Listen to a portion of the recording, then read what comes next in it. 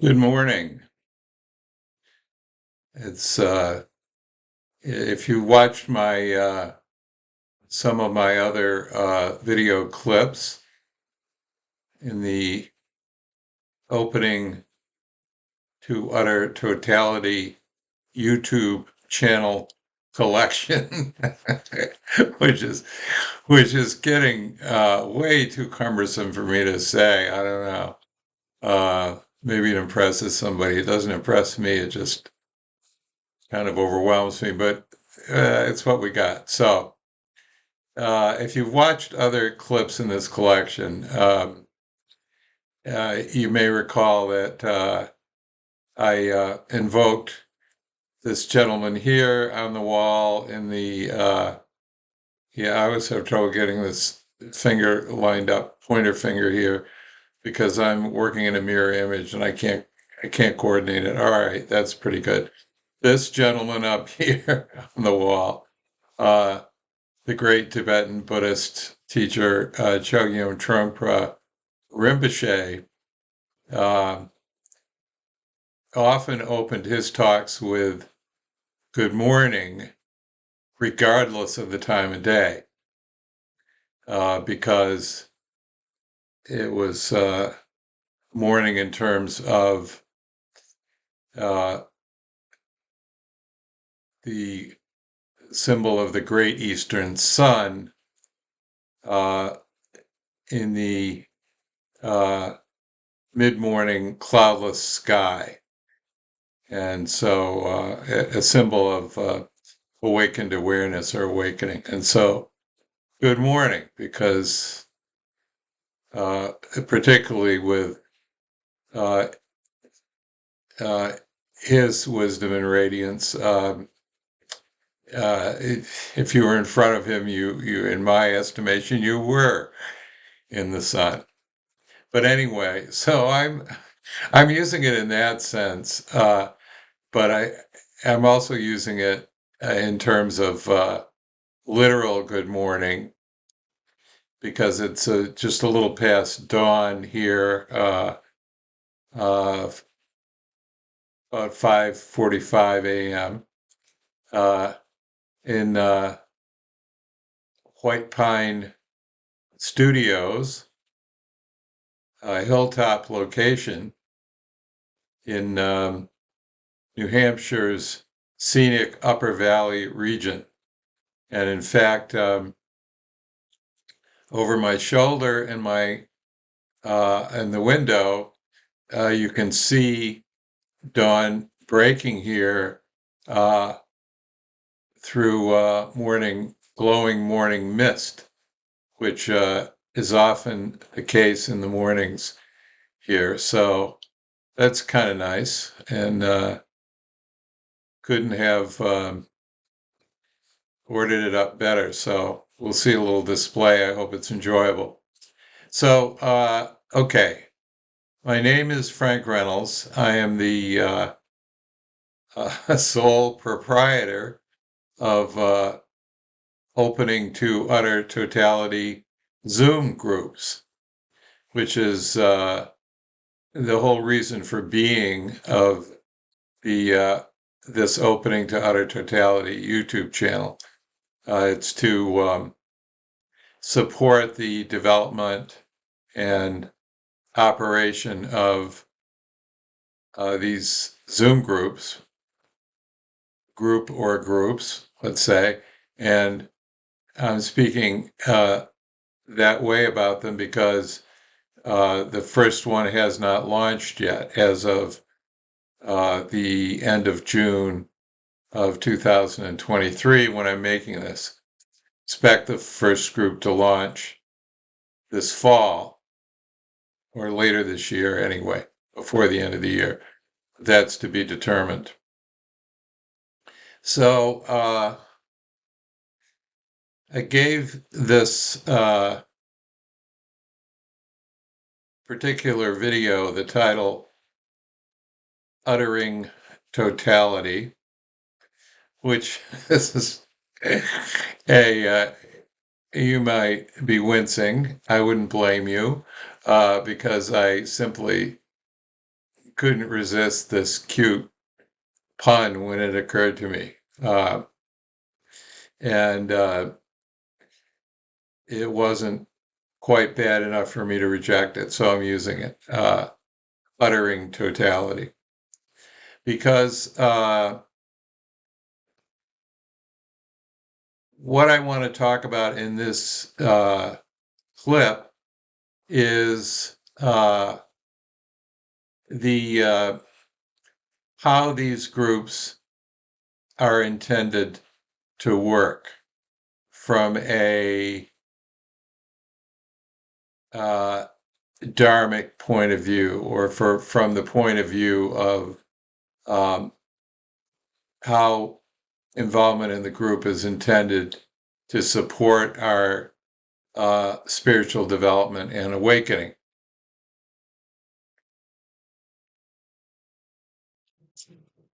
Right now in the collection of video clips listed in the YouTube, my YouTube channel, there's another one that's an introduction to opening to Utter Totality Zoom Groups, or OUT. The acronym for opening to Utter Totality is OUT, O-U-T. So there's another video, and I'm not going to, I may or may not keep that one, to be honest. This is the first video I did, and it's probably rougher than the other ones. But anyway, it's there now, and I'm not going to I'm not going to go over what I said in that or repeat very much at all. This is also an introduction, but it's intended to be a different approach. You could say almost a philosophical introduction.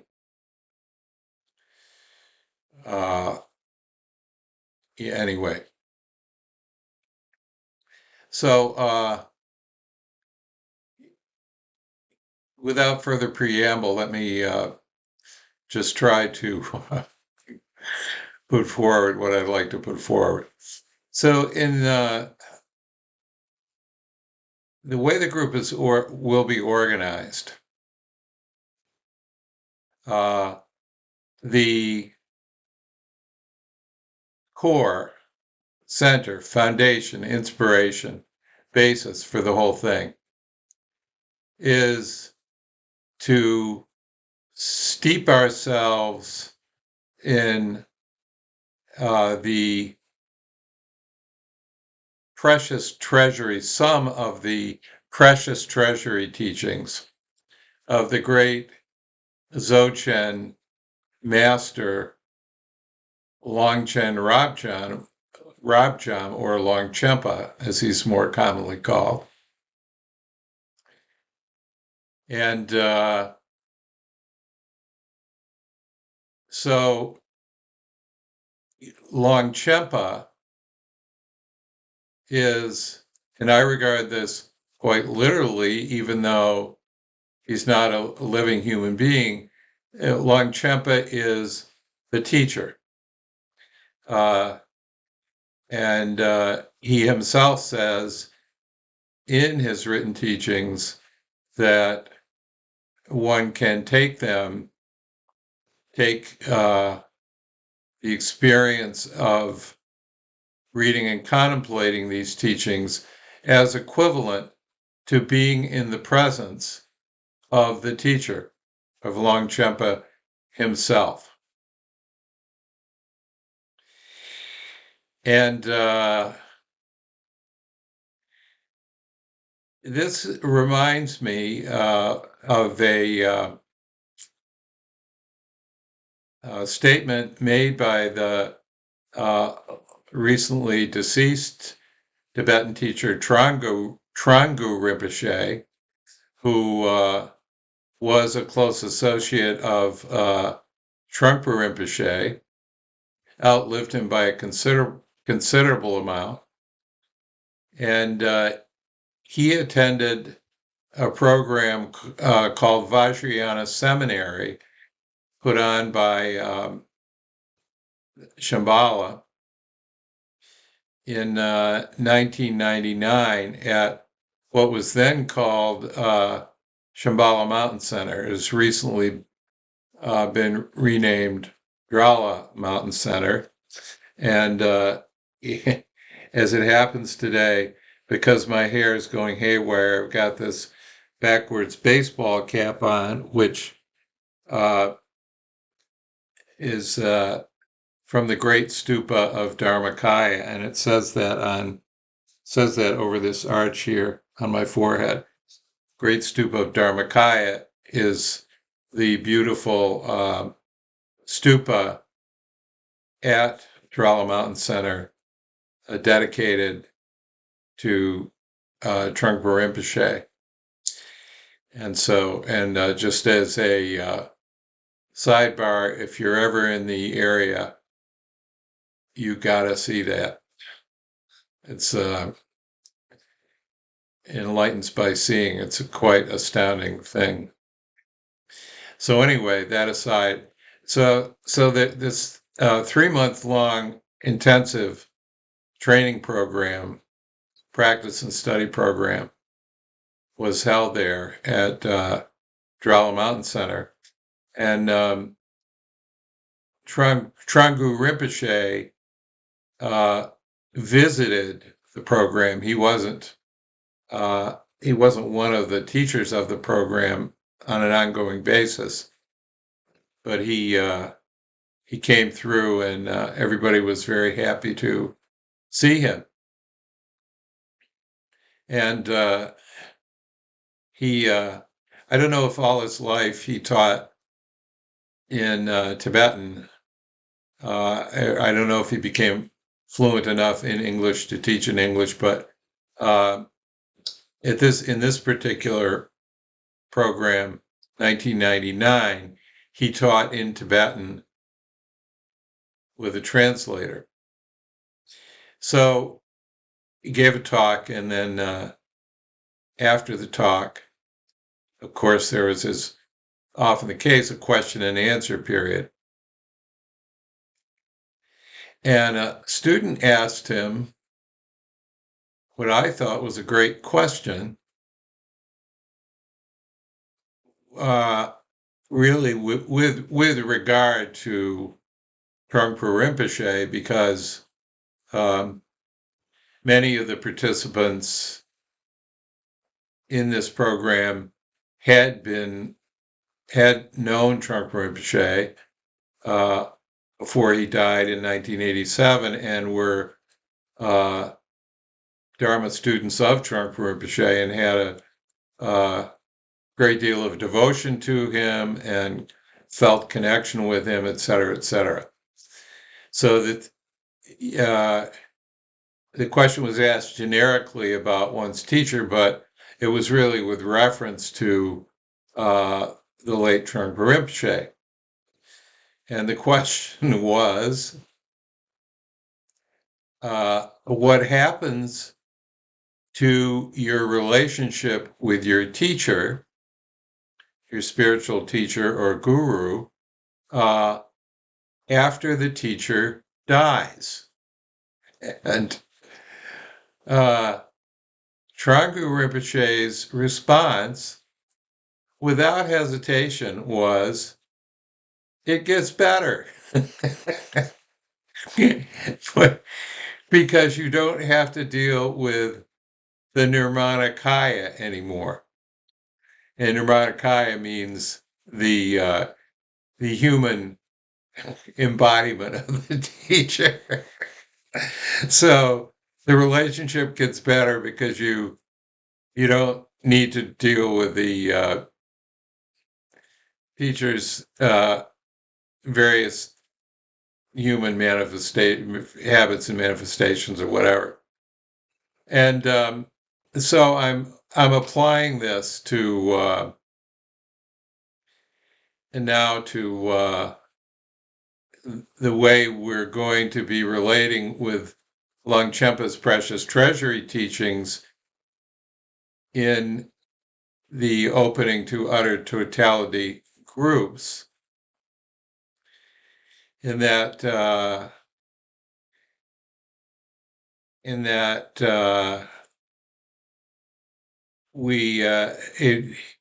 groups work as I envision,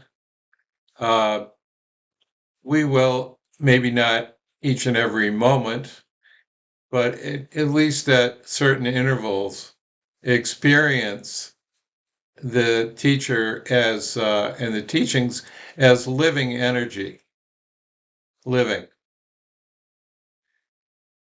and relate with it that way. This is not some form, will not be some form of dry intellectual conceptual study. The idea is to catalyze awakened awareness in our own hearts and minds through the spark.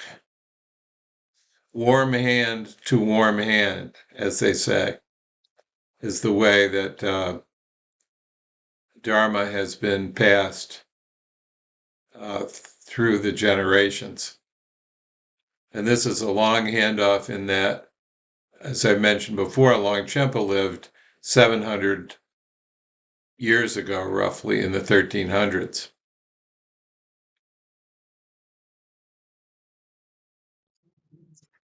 So the core of the group, Opening to Utter Totality Zoom Group, is the teachings of Longchenpa. Longchenpa is the teacher, and therefore the organizers of the group need not be formally authorized in the traditional sense, spiritual teachers or gurus or anything like that, where there will be two facilitators for each group, one of which will be me. And purposely organizing it without a connection with a particular Tibetan Buddhist lineage or living teacher, partly because it's simply not necessary, given that Longchenpa's teachings are so rich, detailed, and explicit in themselves. And secondly, so that we can avoid the pitfalls of, let me say, excessive hierarchy or deference to authority on the in the person of the teacher, which sometimes occurs with certain teachers in Western manifestations of traditional Tibetan Buddhist lineages, where the teacher is just a queen bee, and there's constant deference, and the risk that I believe the risk that students are inhibited somewhat by full exploration by virtue of that, even though by and large teachers are fantastic and very dedicated to their students, and I've benefited immensely from the presence and the teachings of many Tibetan Buddhist teachers. So this is not an attempt at a palace coup or revolution or anything. But it is an attempt to work with the teachings outside of any formal lineage framework. Although it does not mean that the groups are going to be kind of just free-for-alls and amorphous and so on. There will be, there's a very definite, insistent framework of the teaching itself, which you will discover if you're not already familiar with the power of the Longchenpa's teaching. So there's Longchenpa, first of all, holding our feet to the fire. And then there will be a very good organization of the group itself in terms of assignments and conduct of the meeting. We'll have chants and practices and so on. And the facilitators will be responsible for those, but we're also hoping fairly early on in the life of the group to revolve facilitation amongst all of the participants, and expecting to have small groups for intimacy, maybe 12 to 15 participants in any given group. And also the notion that is that these groups will be ongoing, like mini sanghas, sort of, not that they will just go through 10 meetings, cover 200 pages, and then dissolve. No, the idea is that it will be an ongoing resource for participants, but we'll see how that works out. So, okay. Now, to a more, I suppose one could say, conceptual approach, we approach the Dharma we have to approach the Dharma teachings through our consciousness. And one might say, well, you're talking about consciousness like it's a dimension or an aspect of one's mind. Isn't that one's whole mind? By consciousness, I mean the functions of our mind, including the intellect, sense perceptions, thoughts, feelings, basically everything that we experience on an everyday basis or conventional basis going on in our consciousness. There's a sense of, there's a dualistic perception of a world out there, a self in here, self and other, dualism. And it's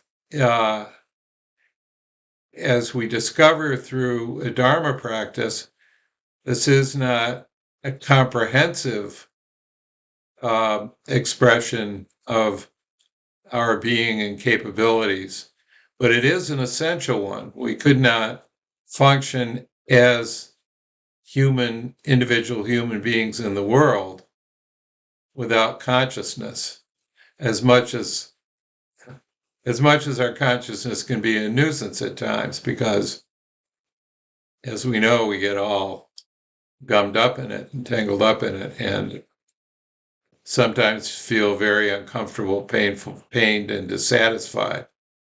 All of that coming from this wonderful mind that can also develop quantum physics and so on. So, all right, but anyway, so that's consciousness, and we have to use that because that's teachings are transmitted partly, or shall we say primarily, initially at least, through words and language, and we apprehend words through our consciousness. And so this is the pathway, the consciousness. However, the point of the whole exercise is to encounter a sphere of our own being beyond consciousness, which uh, we we may have had glimpses of before ever formally getting into it through spiritual teaching. We may have had glimpses of, or we may not have. Maybe we're doing this just because we have an instinct about it and would like to unveil it, discover more about it, benefit from it, et cetera, et cetera. So, but in general, uh,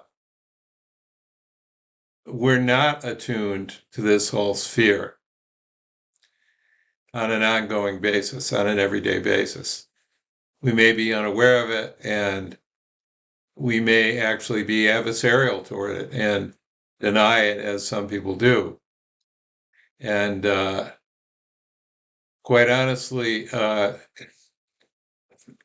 Buddhism doesn't have much truck with such people, because unless or until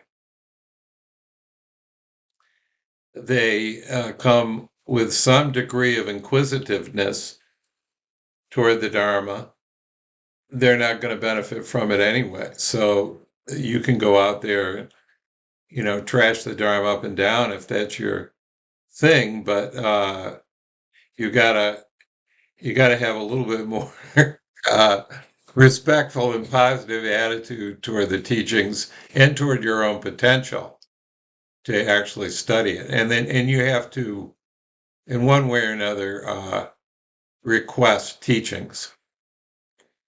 Uh, People don't evangelize the Dharma, or shouldn't evangelize the Dharma and go push it on people and put it on billboards and whatever. People have to request it, and we have to some degree or another, humble ourselves in order to receive it. In other words, acknowledge that uh, we don't actually know it all. We're not actually in control of it all, et cetera, despite what our ego would like to pretend about life and the world. So, point being, we use consciousness and um,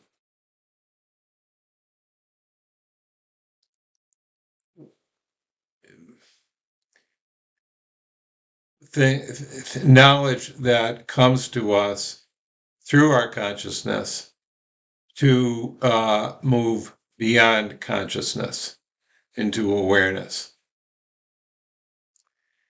Now,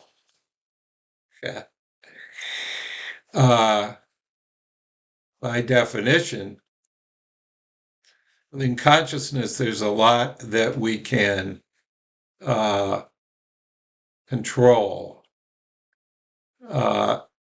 ourselves, that we can, there are things we can develop, aspects of our personality, we can develop the muscles in our body and so on by conscious effort, and enhance what we start out with and so on. Awareness, awakened awareness, sometimes called in Dzogchen Vajra heart essence, you cannot, by anybody, including a fully enlightened being or a Buddha, cannot be created or developed or called up like a pet or something at will when you want it around. It is unto itself totally, and it is only naturally occurring. Well, therefore, if we can't develop it, why are we participating in Dharma practice and study groups of this kind or any kind? Yeah, so that's a good question. Well, either either everybody's being just ripped off and the whole thing's a hoax, or uh, there something does happen as a result of these efforts. And one of my favorite analogies is that well, we can't create awareness, uh, but we don't have to create awareness because it isn't something we need to get from somewhere else or someone else. We already have it. We're already fully endowed with it. We just don't know that. We're not aware of it. Uh, or, at least not in any kind of ongoing way. So one of the analogies I like is that cream contains the essence of butter to begin with. It's cream, it's not butter, but it's imbued with the essence of butter. However, in order to render butter, we have to churn the cream.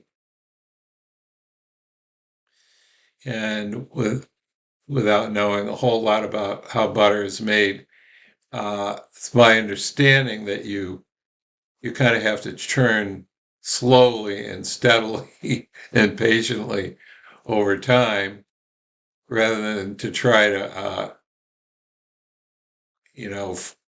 do it in a mad whirl, because uh, that way I guess you'll get whipped cream rather than butter if you go at it in too agitated and too speedy a way.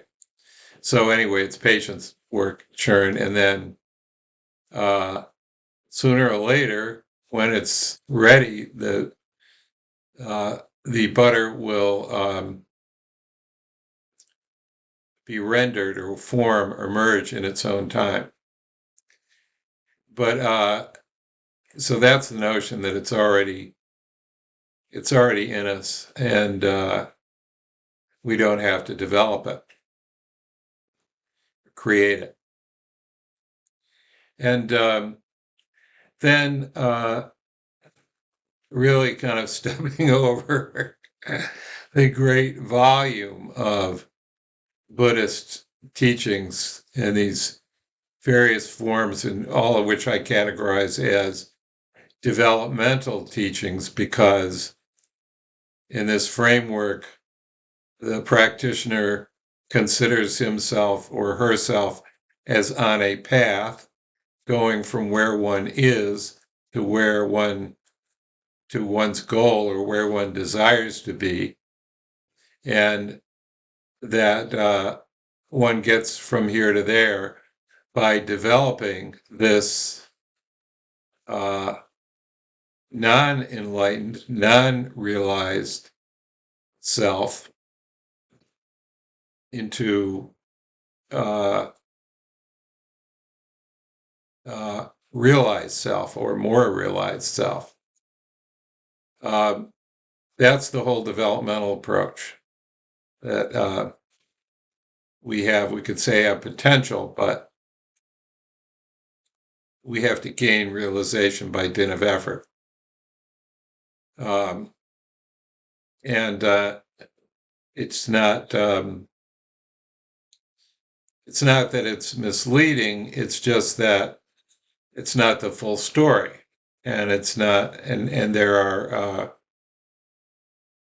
approaches. You can go so far with a developmental approach, and then you may want to get into the direct approach of Dzogchen and Mahamudra, the highest teachings. And the distinction of the direct approach is, as I've said before, the astounding view that we are already, okay, let me step back. So Dzogchen is translated most commonly as great perfection, sometimes great completeness. I've heard great inclusion, which James Lowe likes, who I've just discovered recently, but the one I like is the translation I like is utter totality, which is where this group's name derives. But anyway, it's all the same thing, and the premise is great perfection isn't like a future golden age or a realm that, if we're lucky, we might get into, or Brigadoon that appears on Earth every few hundred years and then disappears again.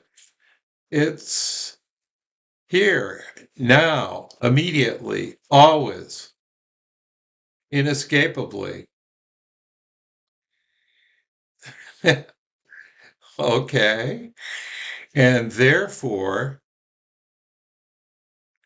contrary to the developmental approach, sorry folks, we don't have to do anything.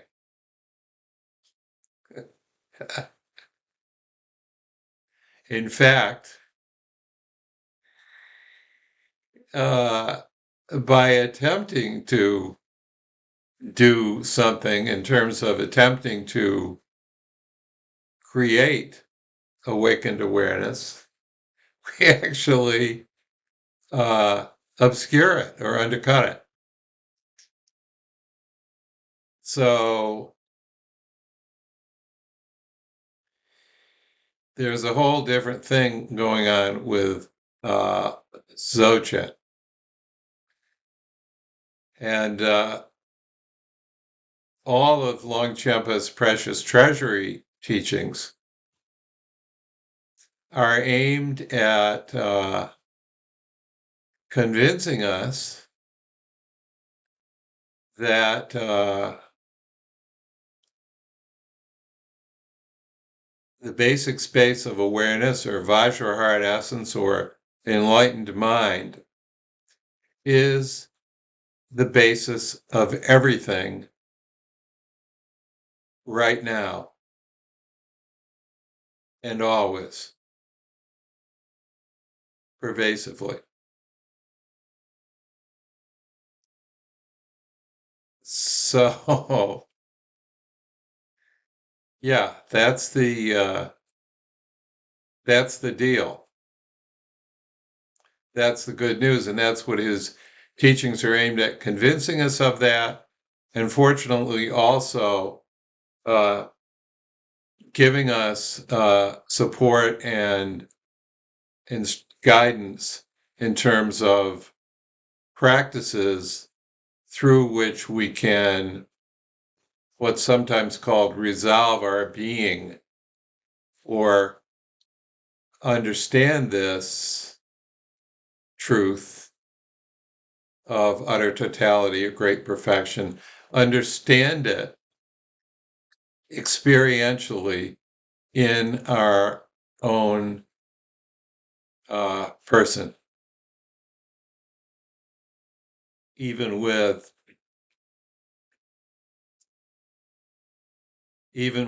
our recurring confusion, frustration,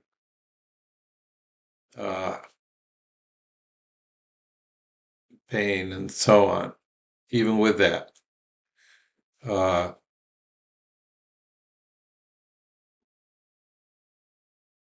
Longchenpa, at least I believe, for those who appreciate him and develop a connection with him, cuts through cleanly and completely all of those hesitations. And so what the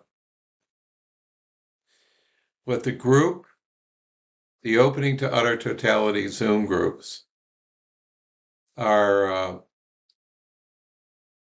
striving or intending to do is to use Longchenpa's teachings as the paddle to churn the cream of our own being and existence and to render the butter for realization. Yeah.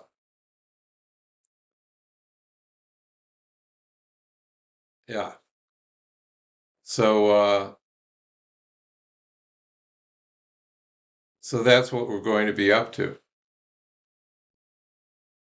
So I think that's all I'm going to utter today about totality. The potential uttering is endless, but so we have to arbitrarily end somewhere, and I think I will do that right now for this particular introduction, and just finish by saying that if you're watching this, you probably were referred to it by one of the facilitators to help you consider whether you want to be asked to be invited into the group. But essentially, the way the process will work is that the groups are not direct opt-in, like a class one might sign up for online or whatever. People will be individually invited into the groups for the sake of allowing us to compose groups that seem like they will have good chemistry and harmony and da-da-da-da-da, especially since the intention is that people will make and uphold long-term commitments to one another through these groups. And therefore, it's we want to at least start out with a conscious composition of the group. Not that anybody can guarantee anything in terms of the chemistry of human groups, but that's the way we're going at it. So stay tuned, and we'll know more after we've run one or more of these groups. But that's quite a while from now, at least a few months, year, whatever from now. But anyway, so that is it for today regarding opening to Utter Totality Zoom groups, coming soon to a webcam near you. And my name is Frank Reynolds. I will probably be tempted to use my Tibetan Buddhist name when the groups actually get rolling, which is Jadpa Dorje Samten, which means laughing Vajra meditation, or laughing indestructible meditation. Vajra being sometimes a synonym for thunderbolt, diamond, indestructible, whatever, and the implement called the Vajra. So Frank Reynolds, aka Jadpad Dorje Sompton, signing off once again from White Pine Studios, charming, misty hilltop location in New Hampshire's Upper Valley. Until next time, wishing you good luck and great good fortune. So long.